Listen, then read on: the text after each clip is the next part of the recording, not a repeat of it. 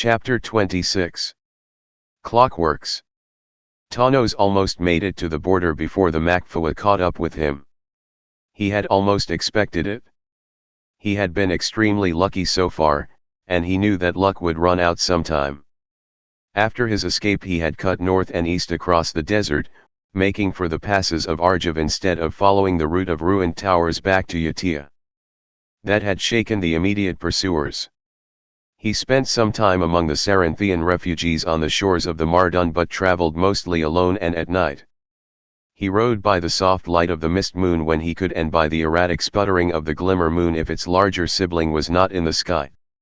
Neither moon had been aloft the previous evening, and, close to his goal, Tawnos decided to risk traveling by day. He had almost lost his horse and his life to one of Mishra's inventions earlier in the day. The creation was some sort of reactive device, similar to Urza's sentinels. In this case, the device lay beneath the sands, waiting for a trespasser. As Tawnos rode through the device's domain, the sand around him began to churn, like water coming to a boil. Tawnos tried to rein in the beast, but the horse bolted, taking the scholar with. He was lucky again.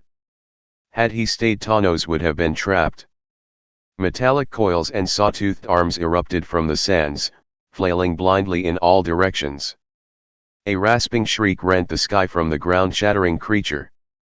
Far off in the distance behind Tawnos came an answering scream.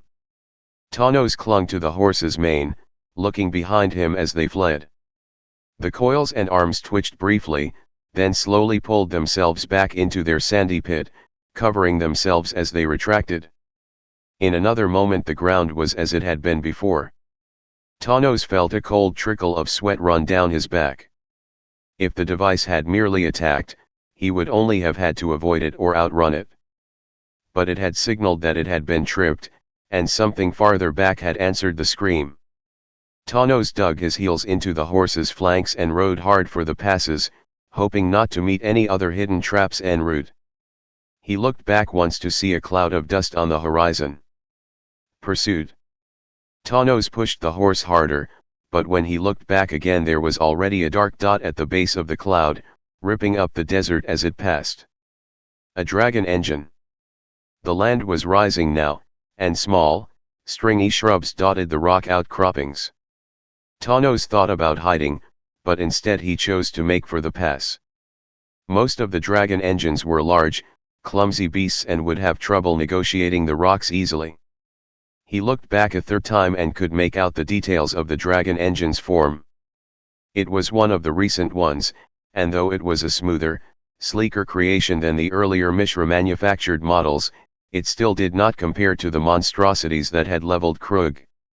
Even at a great distance, Tawnos could see the beast's head lurch back and forth like that of a spastic insect.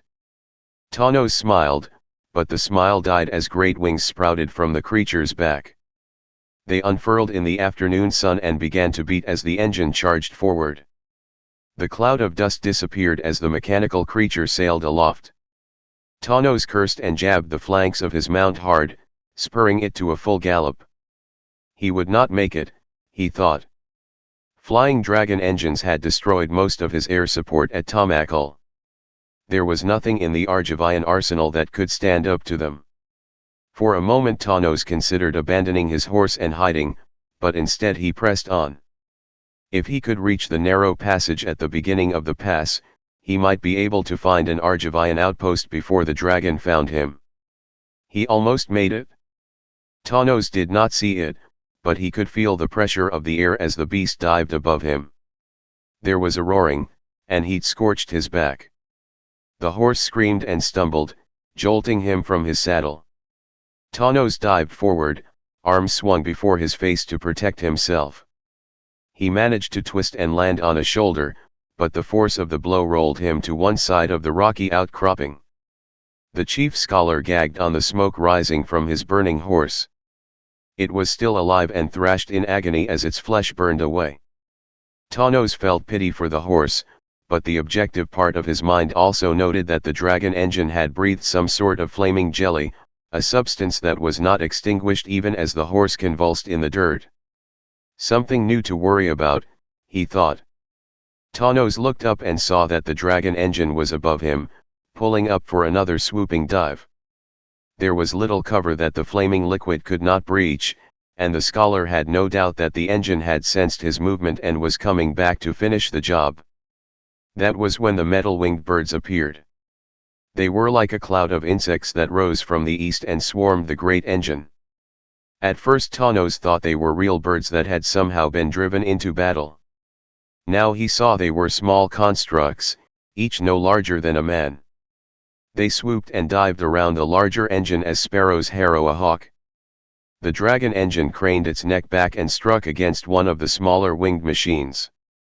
The avian nimbly darted away, warned of the assault by the change in air pressure caused by the dragon's movements.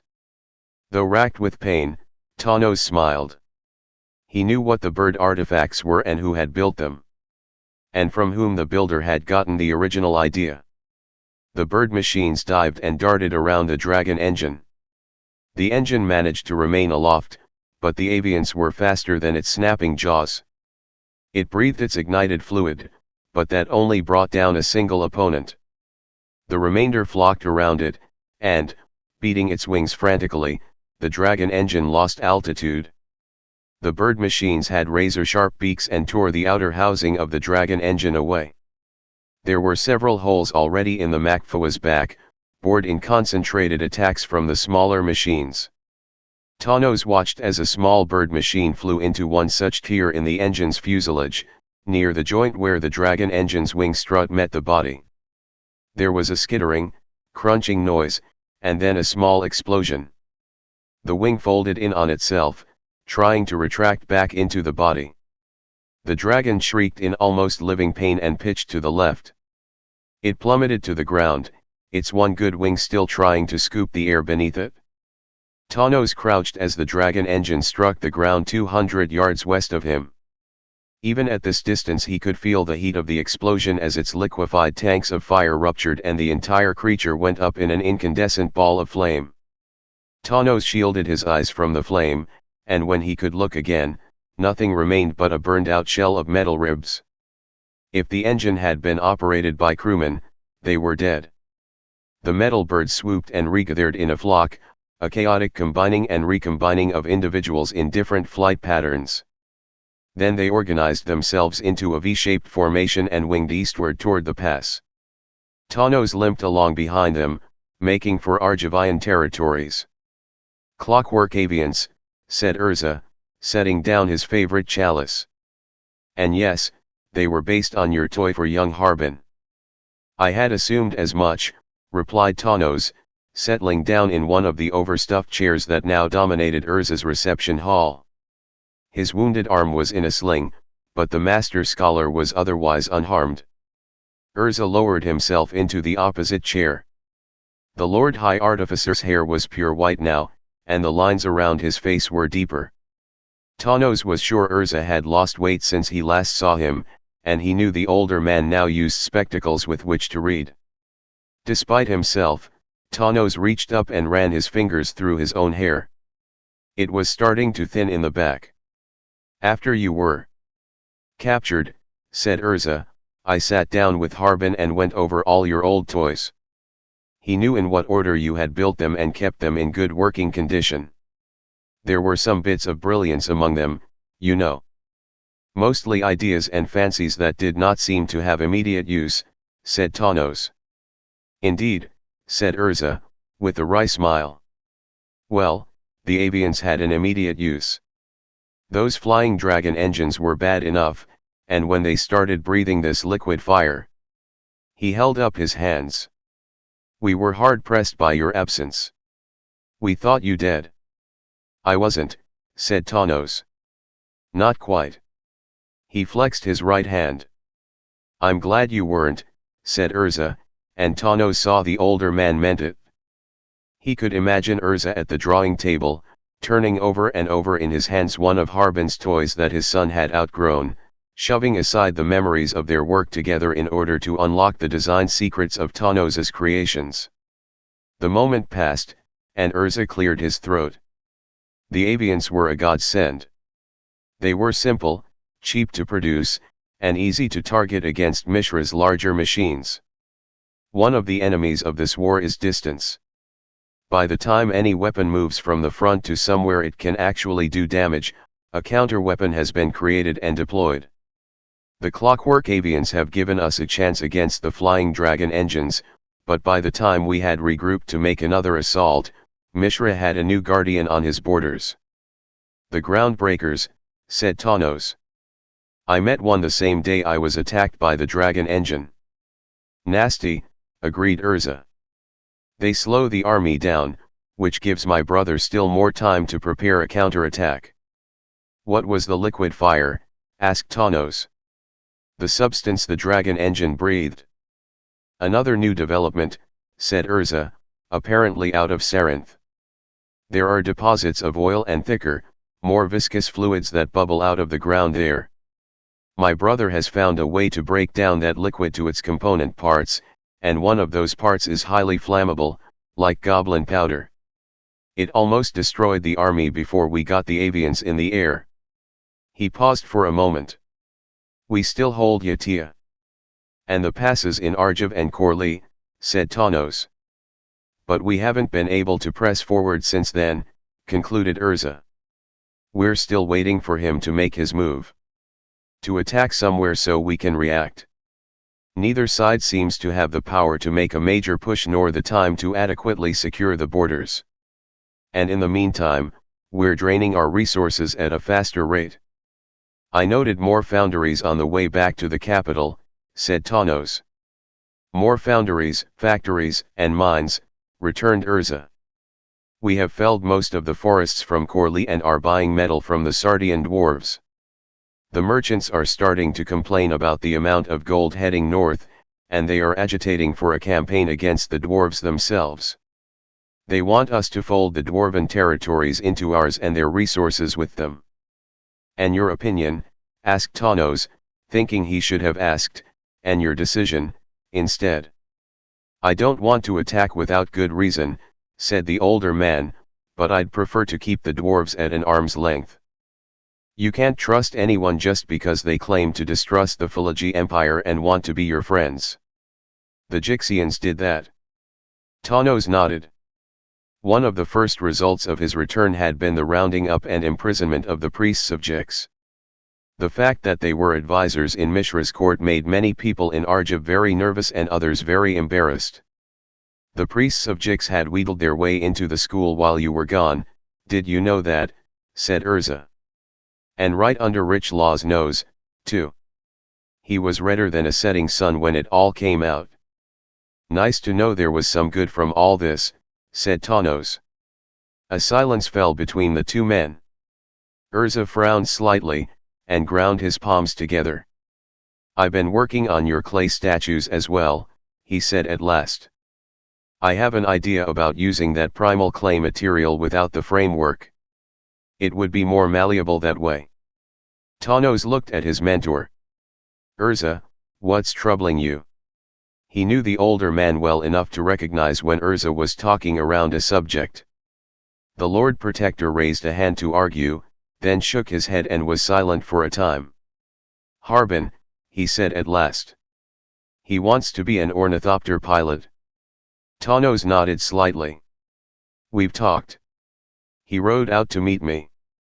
Like a flash of lightning, as soon as word reached Penregan of your return, said Urza. When we first heard about the Battle of Tomakal, and feared you dead, he wanted to run out and join an army unit. To avenge you, you know. I know, said Tawnos somberly. His mother was shattered when she thought you dead, said Urza, shaking his head, and looked off into the middle distance. When I came back from a campaign, Harbin never rode out to meet me. Tawnos shrugged. I know he respects you. Respects, yes, Urza said irritably. He's always so polite and respectful. His mother has taught him well, there. But we don't really talk. He knew all about the toys you made for him, but he has no interest in artifice beyond how it can be used. He's bright, but that basic sense of curiosity is missing. And he thinks the world of you. He respects you, repeated Tawnos. He just grew up around me. Yes, Urza let his voice trail off, as if his thoughts took him somewhere else. Then he said, so he told you he wants to fly an ornithopter. About the second set of words out of his mouth, said Tawnos, after he made sure I was still alive. And you think? Urza raised his brows. Tawnos sighed. He's 14. That's a good age to start training. He's quick, and he's bright, as you said yourself. He'd make a good pilot.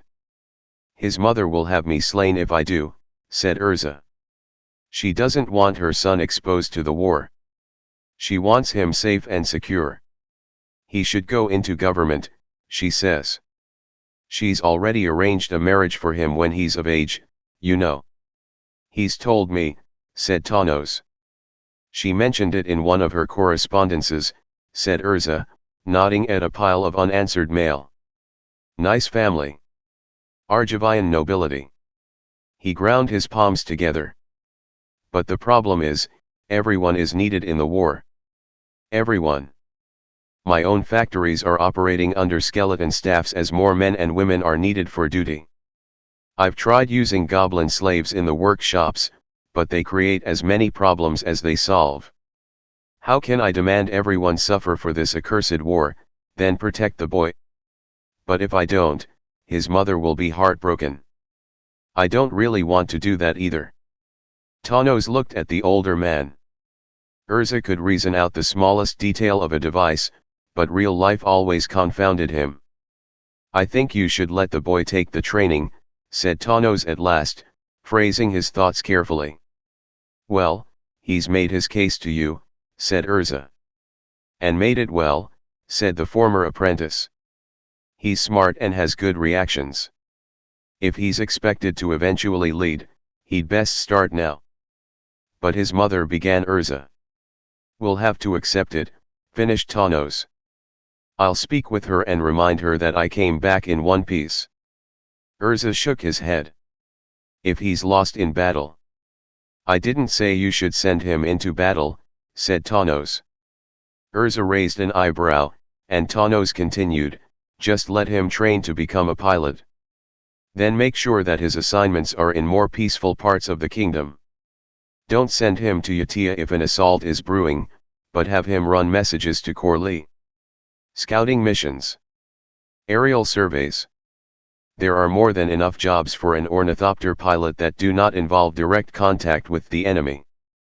Urza looked at his hands. He won't like it? Then he'll complain about it, said Tawnos, and if he comes to you, you can point out how bad it would look if the Lord High Artificer and Protector of the Realm used privilege to put his own son in a combat unit over other deserving young men. Urza rubbed his chin. He'd hate that. Yes, he would, said Tawnos. You see, I have no desire to see Harbin endangered. But I think shielding him from everything will not help him either. Urza chuckled and hoisted his heavy chalice. It is good to have you back, Tawnos. I have been lessened in your absence. And I in yours, Urza, said Tawnos, raising his own goblet. But as he spoke he heard swift footfalls in the hallway outside.